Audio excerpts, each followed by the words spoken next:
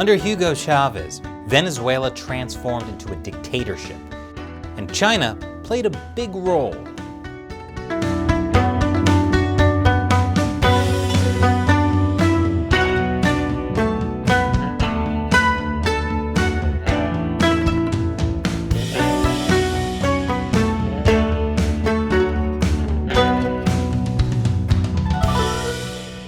Welcome to China Uncensored. I'm Chris Chappell. For years, Western observers called Venezuelan socialism an alternative to American capitalism. It was an economic miracle. Some democratic socialist U.S. politicians were also enamored with Venezuela. Bernie Sanders even said, these days, the American dream is more apt to be realized in South America, in places such as Venezuela. Who's the banana republic now? He later removed that from his website.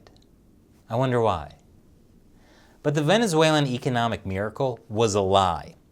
After socialist dictator Hugo Chávez took over, he gradually began transforming one of South America's most prosperous countries into a dictatorship.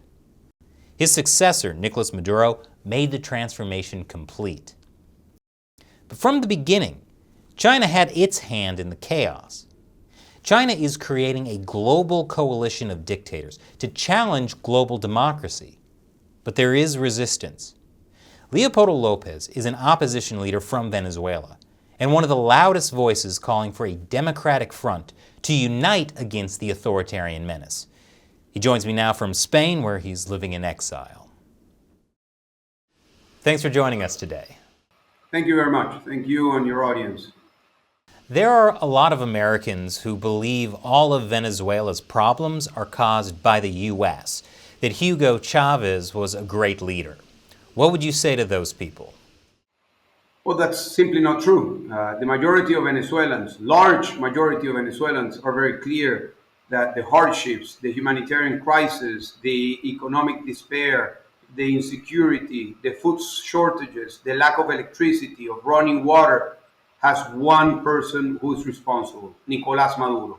So that's propaganda on the part of the regime, trying to present the United States and the sanctions as the source of the problems for the Venezuelan people, and that is not true, but it's also not true that the Venezuelan people think that way. Did Venezuela, when it became more authoritarian, did it happen quickly or was it a slow process? Well, there were things that happened very quickly, but the rolling out of the dictatorship took some time. Let me explain myself. When Hugo Chávez was elected in 1998, he promoted what was called a National Constituent Assembly. And within the first year of his presidency, he changed the constitution, and he also changed all the members of the entire set of institutions of the Venezuelan state.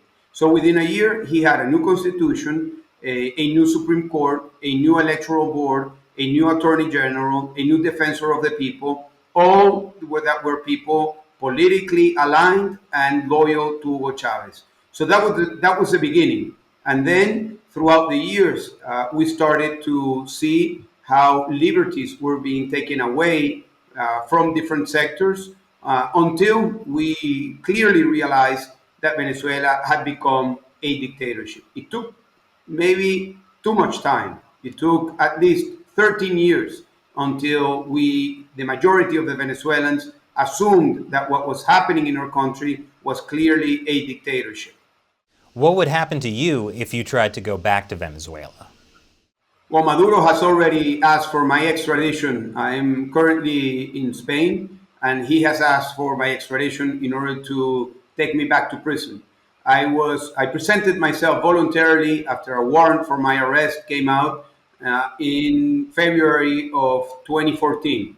I spent 7 years with my freedom confined, of which 4 years were in a military prison. Then I was taken to house arrest, then back to military prison, then back to house arrest, and finally I spent a year and a half in the Spanish embassy.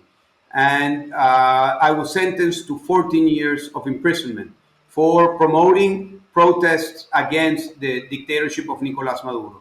What would happen to me? I would either go to prison or be killed, as Maduro has said.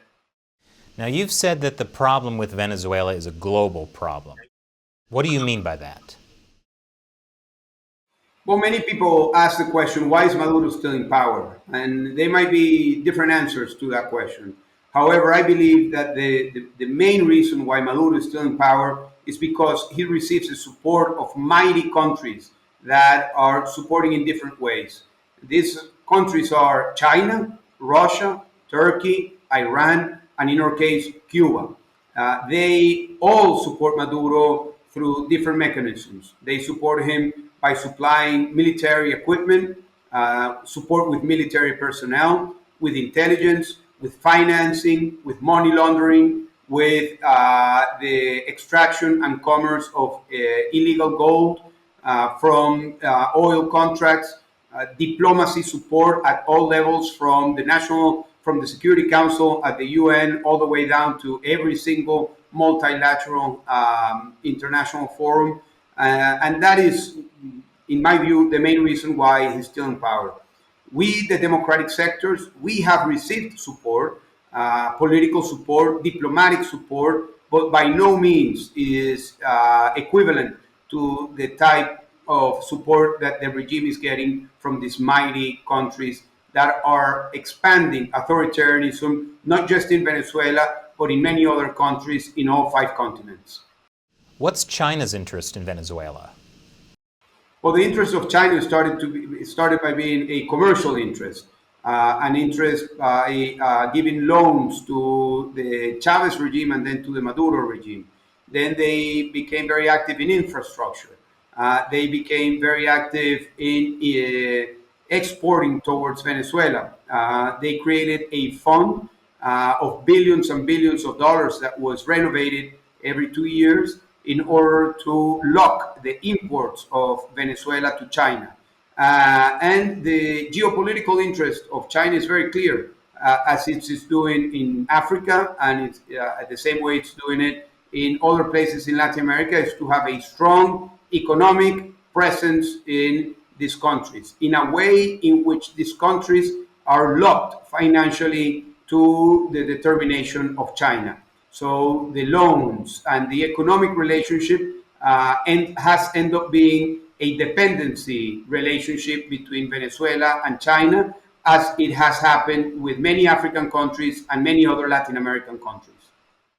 So what can be done when Maduro is backed up by a powerful country like China? Well, the first thing is that the mighty free countries need to open their eyes. I believe that it's not clear for policymakers, for governments, and for the public opinion at large that we are facing a global threat. And we are, and this is not an exaggeration. And I can tell you from the first trench of fighting against the dictatorship how important is for the stability of this dictatorship, the support of these other countries. So opening the eyes to the fact that there is a rise in authoritarianism, that there is an expansion activity and strategy of all these countries, that they are working in a network fashion, and that they will not stop. So I believe that the most important thing is to realize that there is a problem, that there is a threat, that there is an expansion that is being promoted. And secondly, of course, to support free and democratic movements in countries that are today facing the hardships of living under dictatorships. Well, so how specifically do you think activists and democratic leaders should respond to the rise of authoritarianism in the world? No, of course, there needs to be a common voice, but very plural, very different, very diverse in calling for freedom. I understand that freedom today is not the same concept that we had 25 years ago, after the fall of the Berlin Wall and all the enthusiasm that was in the entire world about democracy and market economy and the expansion of freedoms and the respect for human rights. That's no longer the case. The reality is that today there is a larger part of the population living under authoritarian regimes. There are more dictatorships. There are less democracies.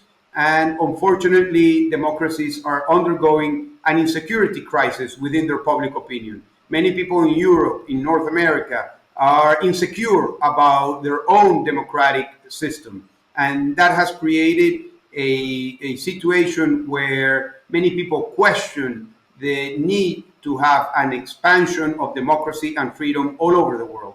I believe, on the contrary, that there needs to be today more than ever a commitment of public opinion, parliaments, governments, NGOs, media, economic sectors to promote democracy and freedom. And at the spearhead of this initiative, we need to have activists, leaders, women, men of all different sectors join together in order to promote the fight against dictatorships, in order to promote the ideas of freedom, in order to promote mechanisms of coordination, of communication, and to push back against this wave that is rising all over the world of authoritarianism. So how do you think a future democratic Venezuela should approach China?